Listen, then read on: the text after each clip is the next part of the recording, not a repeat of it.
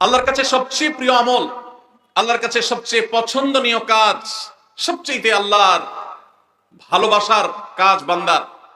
সেই কাজ, যেই ভালো কাজ, যেই ইবাদত, যে আমল বান্দা নিয়মিত করে, পরিমাণে সেটা অল্প হলেও হোক, পরিমাণে অল্প কিন্তু করে নিয়মিত, আল্লাহর কাছে আমলটা বেশি প্রিয়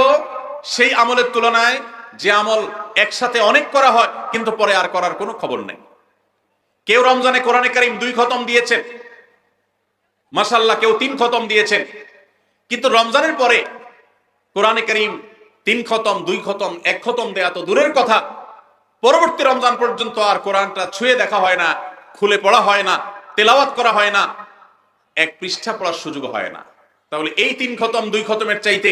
রমজানে কেউ যদি 1 খতম কোরআন দেন অথবা তার চাইতে কমও কোরআন তেলাওয়াত করেন, কিন্তু রমজানের পরে সেই কোরআন দিনে হয়তো 2-5 পারা পড়তে পারেন না, কিন্তু 1 পৃষ্ঠা হইলেও পড়েন, 2 পৃষ্ঠা হইলেও পড়েন, তার দৈনন্দিন রুটিনের মধ্যে কোরআন তেলাওয়াত থাকেই থাকে। আল্লাহর কাছে ওই 3 খতম দেওয়া কোরআন তেলাওয়াতকারীর চাইতে মাত্র 10 পারা কোরআন তেলাওয়াত করেছেন যিনি রমজানে, কিন্তু রমজানের পরেও সেটাকে ধরে রেখেছেন পরিমাণে অল্প হলেও, আল্লাহর কাছে এই দ্বিতীয় ব্যক্তি অনেক বেশি শ্রেয় এবং প্রিয়।